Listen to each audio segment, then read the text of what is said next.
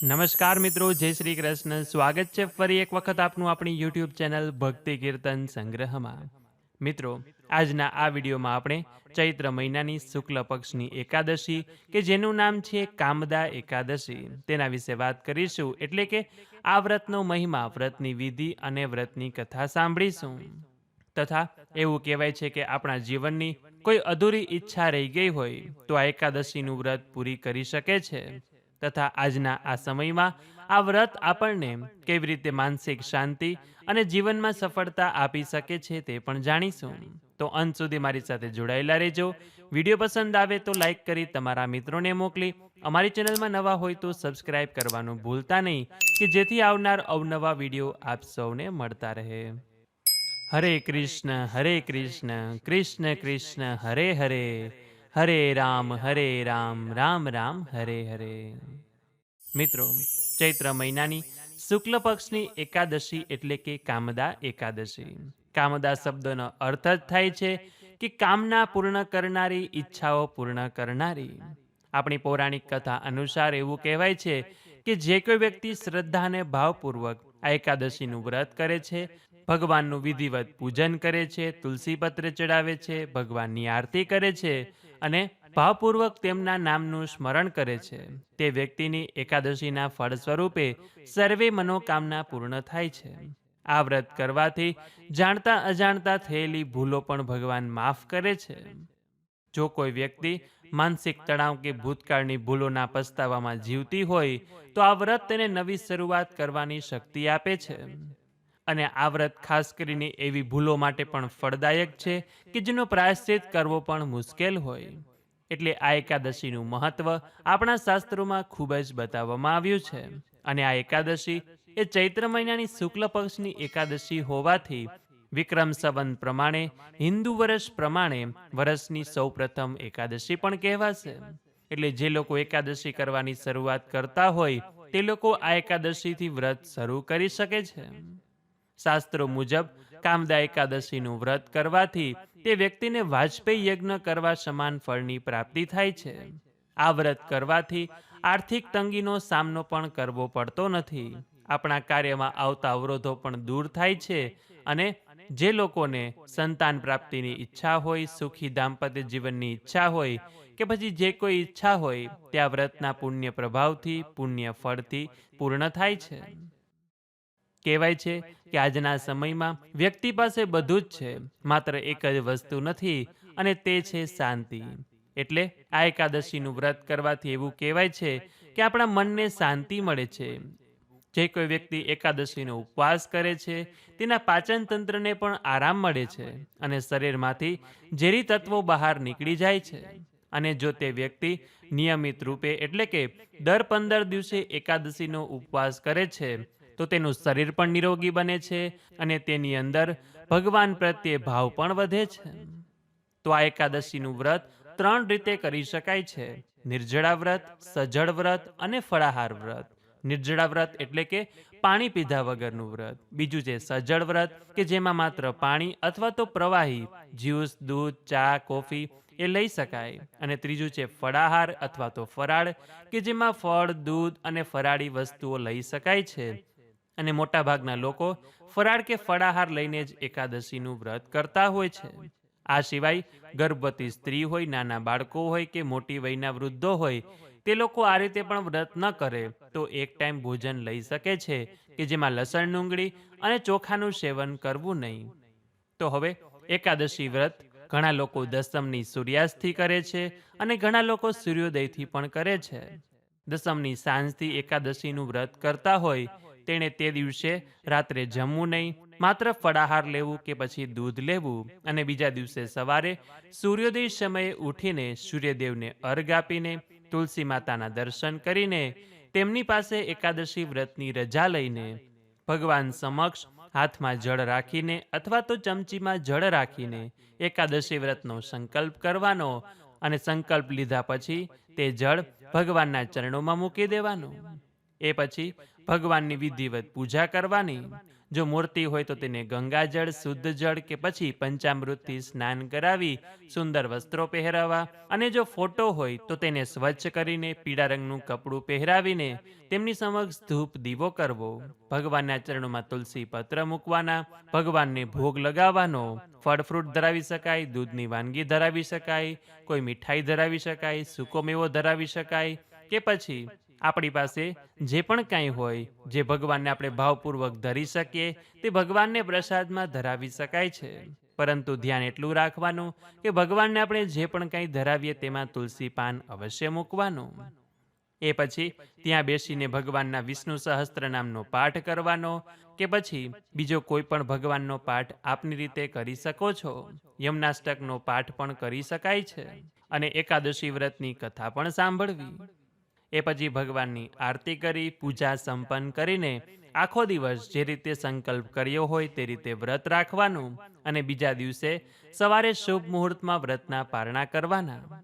આજનો આખો દિવસ શક્ય હોય તેટલો ભગવાનને સમર્પિત કરવાનો, એટલે કે ભગવાન સમક્ષ બેસીને અથવા તો આપણું કામ કરતા હોય ત્યારે ભગવાનના નામનો જાપ કરવાનો. બીજું કાંઈ આવડે ન આવડે તો શ્રી કૃષ્ણ શરણમમાં બોલવું, ઓમ નમો ભગવતે વાસુદેવાય પણ બોલી શકાય. ભગવાને આપણને જે પણ કાંઈ આપ્યું છે તેમાંથી યથાશક્તિ આજના દિવસે ગરીબ જરૂરિયાતમંદ લોકોને અન્ન વસ્ત્રનું દાન કરવું. આજે સાંજે તુલસી ક્યારે દીવો કરવો, એટલે કે તુલસી ક્યારે દીપદાન કરવું. મંદિરમાં પણ દીપદાન કરી શકાય, કે પછી પવિત્ર નદીમાં પણ દીપદાન કરી શકાય છે.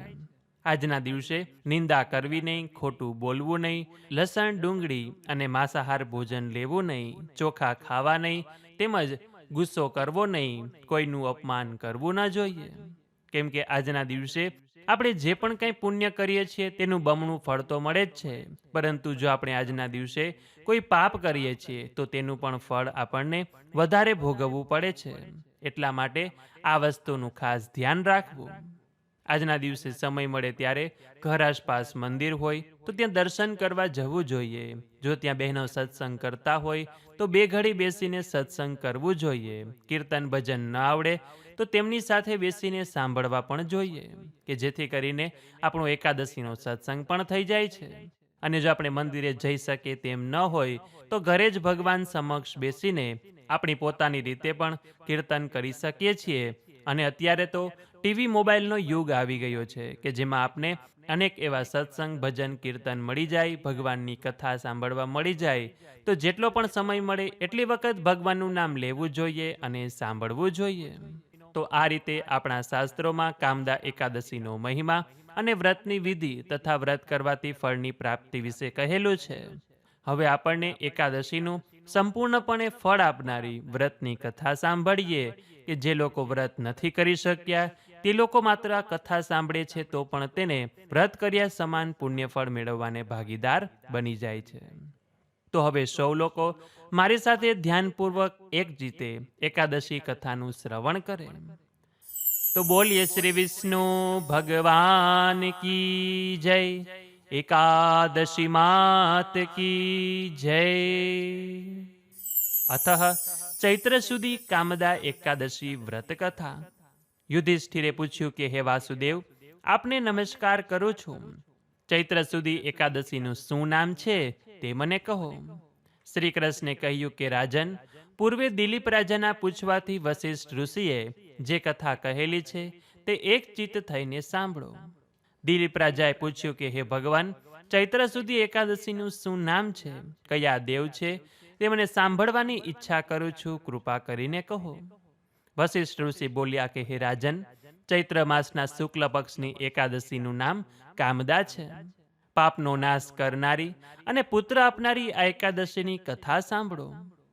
પૂર્વે રત્નો અને સુવર્ણ વડે સુશોભિત એવી ભોગાવતીપુરીમાં પુંડરીક નામના નાગરાજા રાજ્ય કરતા હતા.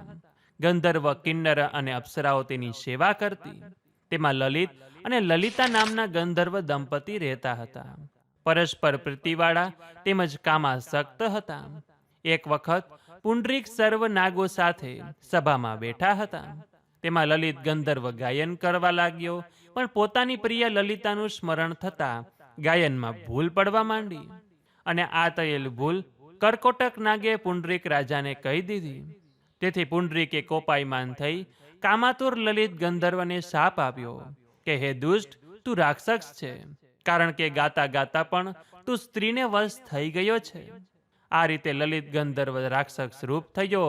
તે ભયંકર અને લાંબા હાથવાળો હતો. ગુફા જેવું મુખ હતું. ચંદ્ર અને સૂર્યના જેવા નેત્રો હતા. પર્વત જેવી ડોક હતી અને શરીર 8 જોજન લાંબુ હતું. પોતાના પતિને રાક્ષસ થયેલો જોઈ લલિતા ઘણી દુઃખી થઈ અને પતિ સાથે ઘોર વનમાં ગઈ. કદરૂપો અને મનુષ્યને ખાનારો રાક્ષસ ઘોર વનમાં ભમ્યા કરતો હતો. તેની પત્ની લલિતા પણ ઘોર વનમાં ભટકતી અને રોતી હતી. એવી રીતે ફરતા ફરતા બંને વિંધ્ય પર્વતના શિખર પર ગયા અને તે શિખર ઉપર ઋષ્યશૃંગ નામના મુનિનો આશ્રમ હતો. ત્યાં જઈ લલિતા મુનિને પ્રણામ કરી હાથ જોડી ઊભી રહી.